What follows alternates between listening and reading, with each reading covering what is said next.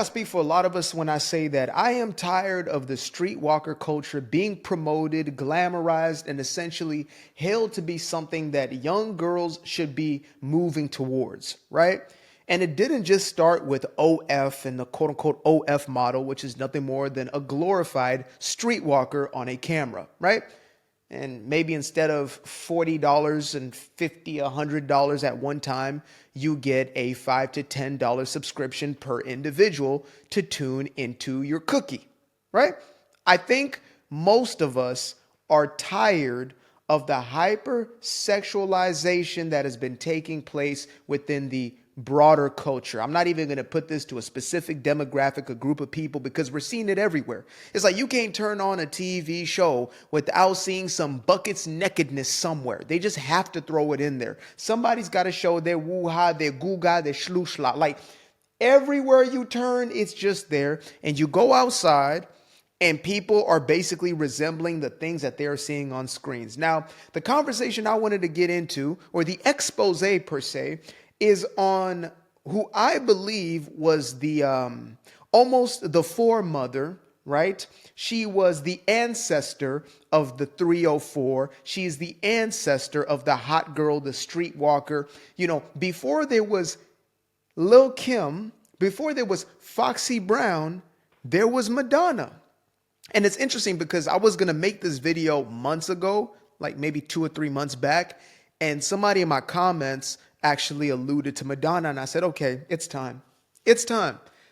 Now, for those of y'all who may not be hip to Madonna, the only thing you may know about her in modern times is that she legitimately looks like the original depiction of the Wicked Witch of the East, right?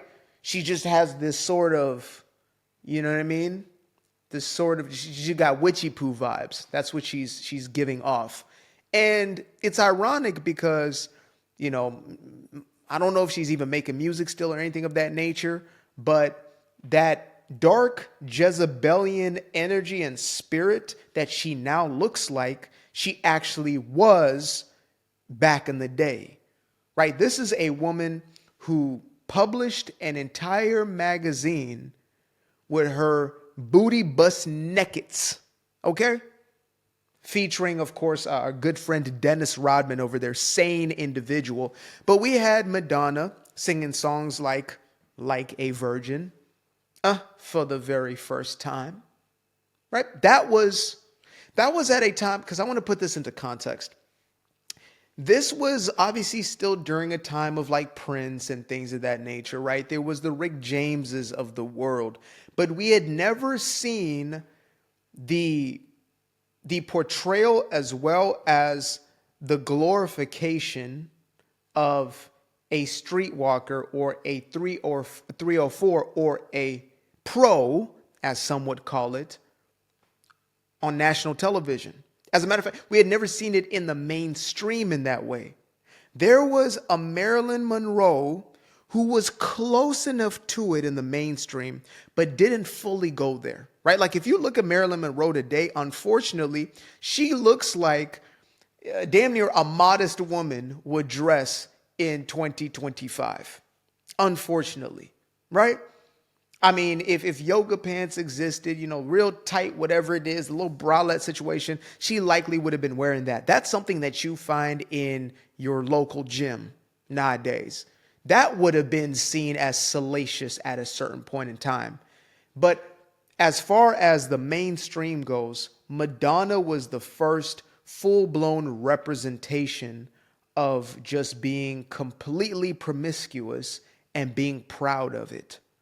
Now, if we look back today and you compare with like a Sexy Red or City Girls or something like that, Madonna may look like a damn near a Catholic nun, right? She may look like a Mother Teresa of sorts in comparison to what we're now seeing. But nevertheless, this was the foundation of that sort of, I guess, experiment on society, because we didn't accept it from the get-go. There was protesting that took place, right? There were individuals or even groups of people who came together to oppose this movement. In the same way, when rock and roll first made its way onto the scenes, there were people protesting. They were burning CDs. They were looking to make it illegal for these individuals to make music. And we're not even talking about anything that compares to what a Madonna would then be. So again, I wanted to put this in the context of the times that we're in. Imagine being in the 80s when on television you barely had the FCC making it okay for certain scenes to be shown in even the most quote unquote, I guess, adult centered content, right? The most salacious thing that somebody could indulge in back in those days was maybe a Playboy magazine or Hustler or something of that nature, right? And those were nudie magazines. Those, I believe, are problematic, right, till this day.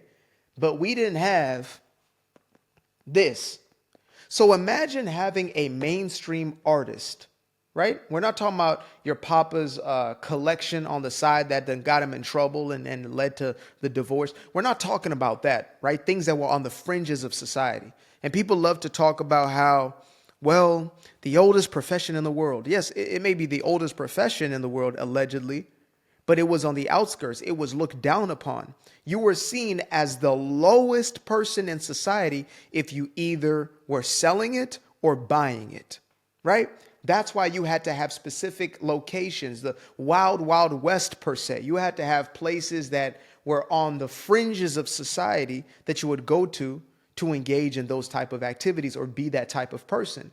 And even the ones of the past would not display themselves in public in such a way. And I think that was the biggest distinction when it comes to an individual such as Madonna. Again, y'all got to go back and really do y'all research on Madonna. And I do not want you having to go through this publication, simply for your own dignity. And I know there's people already watching this type of stuff anyway. I would suggest to not indulge in that kind of content. It's been 10 years since I was as they call it nowadays, a gooner, right? Since I was watching that type of content. They call it adult content. There's nothing adult about it. It's really the most baseline, animalistic, childish sort of content, if you think about it. But at the age of around 19 to 20 years old, I started realizing that this was making me weak as a man. My ego was very much tied into it. Then I started doing deeper research into what this industry was actually about, etc. But more importantly, what is this doing to me? Not just at a physical level, but I'm looking at spiritual, mental, and emotional. What's this going to mean for me, but also when I'm now looking to develop a relationship with a real life woman, right? These are the sorts of mindsets that I started to engage in the earliest phases of my 20s. So by this point, I'm now 29 years old, just turned 29, actually, February 14th of this year. At this point in my life, it's pretty simple. This is degenerate content. It's problematic, and it is creating for a worse off society. And we saw when a Madonna was allowed to be, because again, she was not a fringe artist. She was not some sort of eclectic, strange, obscure, nobody really listens. It's a niche thing going on somewhere in Belgium. No, she was front and center. She was the equivalent of a Taylor Swift, let's say. That's how massive she was as a name in her time. I'm not saying whether talent level, whatever it is. She was never really a good singer, right? I don't even know if she wrote any of her music, but I know that she was the depiction and the character, and she was proud of it, right? She took pride in being the individual who was gaining all this attention from being salacious. Like, I remember a song called Promiscuous Girl by Timbaland and Nelly Furtado, and when that song came out, it was spicy. It was raunchy. Whoa, promiscuous girl. She's calling herself that. But 15, 20 years prior to that, you had Madonna. Madonna. Everything out Madonna. Music.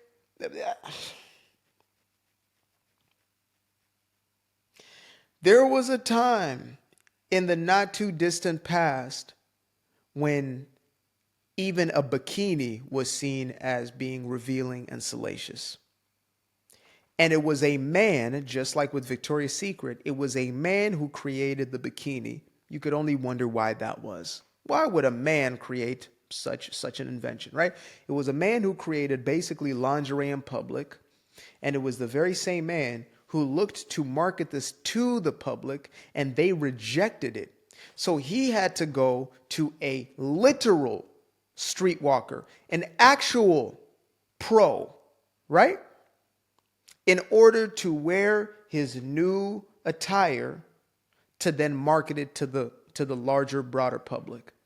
And there was a perfect sequence of things that were happening, which includes feminism, right? And we can't have this conversation without getting into the new waves of feminism, past women's suffrage, past the foundational, elements of women's rights.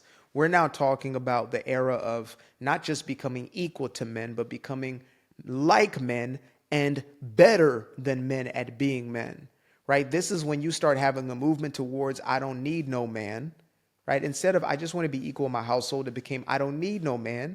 As a matter of fact, I'm going to be just like a man. And if a man gets to do these things, then that's exactly what I'm going to do. And that allowed for a Madonna to then become a sort of hero of the times, because there had to be a market for her, right? It's like anything else. Sexy Red, I made an entire video on this. Why does she exist? First of all, because she made a decision to be who she is. But also, why does she have a market? Because there are individuals who are primed to accept that level of degeneracy, right? There are individuals who see no problem with twerking in the hospital after giving birth, or taking salacious pictures, as you're in labor, in essence. That just seems to be no problem to some people. They think that's fun, right? This codified language such as fun, which is oftentimes just a covering for degeneracy, or those elements that actually they take away from the quality of our lives, right? Instant gratification and pleasures that aren't sustainable and long term, and actually strip away as opposed to edifying our experience. But nevertheless, it's just fun. And that's how a Madonna was allowed to continue to perpetuate. Oh, it's just a little bit of fun. Girls just want to have fun. Like, Cyndi Lauper said that before Madonna even came out. Girls just want to have fun. We just want to party. We just want to have a good time. Feminism is telling you, well, you don't need that man. And actually, you should be just like him. No, don't just be like a man. Be like a horn dog, right?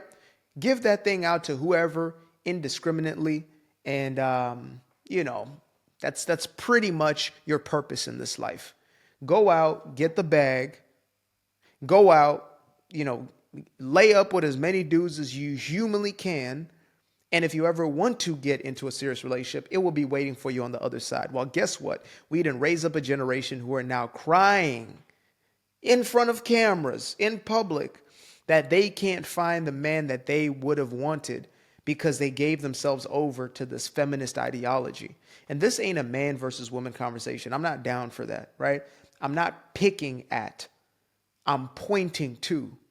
I believe the problem is systemic as far as within men and women, the way in which we're engaging and interacting with each other, the way in which we're engaging with information, and the mentality that we're allowing ourselves to be given over to, it's problematic on both sides. And there are specific moments in time we can look at to say this right here created a larger ripple effect. This is why sometimes I will talk about these, degenerate individuals on OF, right? Sleeping with 1,000 men in a day, or trying to create these challenges or whatever it is, because there are young women who are looking for some level of influence, unfortunately outside of their house. It should start in the household, but they're on devices and they're looking for something to attach to. And that was my problem in the beginning, but I didn't speak up enough around this. And I guess that's why now I kind of overextend when it comes to these subjects. Is there was a time when it was, it wasn't fully acceptable, but it was okay. Like if you started an OF, that's your business. Then there came a time when it was normalized. And it was like, you know what? It's more than okay. It's just you trying to make a living. Then it became pedestalized, which is, well, this is something that is far better than going to school, having to get a regular job, having to live this regular boring life. You had teachers, mothers, You had people in corporate leaving their spaces in life in order to become 304s or streetwalkers on computer screens for $5 to $10 to $15 a month. Selling their bodies for a few shekels. And yeah, there are some who make millions. And I say it doesn't matter how much you make, you still sold yourself, right? Literally. You have degraded yourself. Madonna made millions of dollars, but it doesn't shake away the fact that she degraded herself.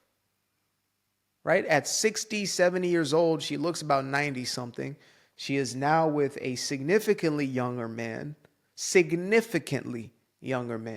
maybe 40 years her junior. And, well, she basically has to be his mama. She feels like she's got to do something in order for her to be loved. I would not doubt that she was not able to actually get into the relationship that she wanted. That's my assumption, right? People might have been entertained, they paid attention to you, they slept with you, whatever, but when it was all said and done, they saw you as disposable. And so that is the spirit of Madonna that still exists at this point, is you sold yourself. You put yourself on the market. You objectified yourself. And there's so many young women, even young men, but we're focused here today. There's so many young women who are objectifying themselves, putting themselves all over the internet for the world to indulge in. And they're doing it for validation from people who genuinely do not give a single damn about them. They are so deprived of self-love that they got to seek out just attention. Even if it's not real love, at least it feels like it for an instant. It's a narcotic that they're using to cope through their lives as opposed to dealing with the real things, or just admitting to themselves that I don't want all of this. I do want a beautiful, thriving, healthy, functional relationship. I do want that. I do want love. I do want to be loved. I want to express as well as receive love. I want to have children, and I want to raise them in the context of a family. But instead, so many are now pretending as if they never cared. You know, a survey just came out on February 14th, actually on my birthday, that was saying that liberal women are the loneliest and unhappiest demographic in the country, if not globally. 12% of them, according to the survey, would describe themselves as satisfied with life. So that's 1.2 out of 10, right? One person out of every 10 would describe themselves as satisfied with their life. They feel unhappy and they feel lonely, okay?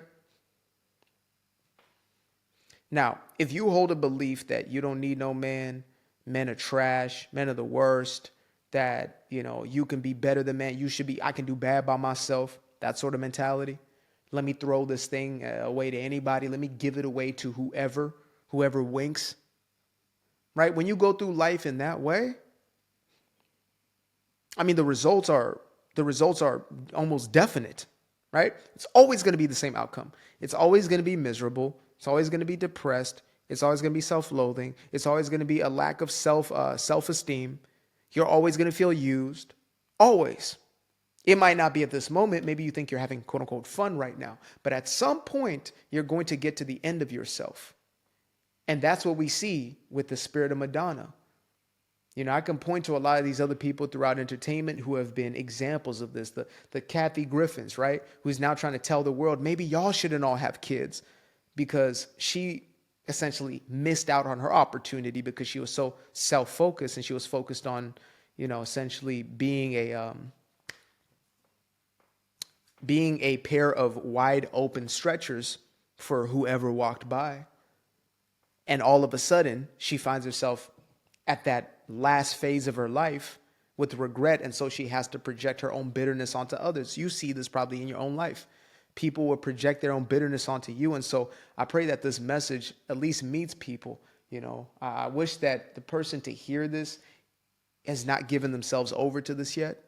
But if it is an individual who has, to say that doubling down is only going to make the situation worse. Some people think, F it, I've already messed up so much, there's nothing I can do. Yes, there's going to be consequences to the actions that you have taken so far. That's not going to be taken away. But you can make a different decision right now.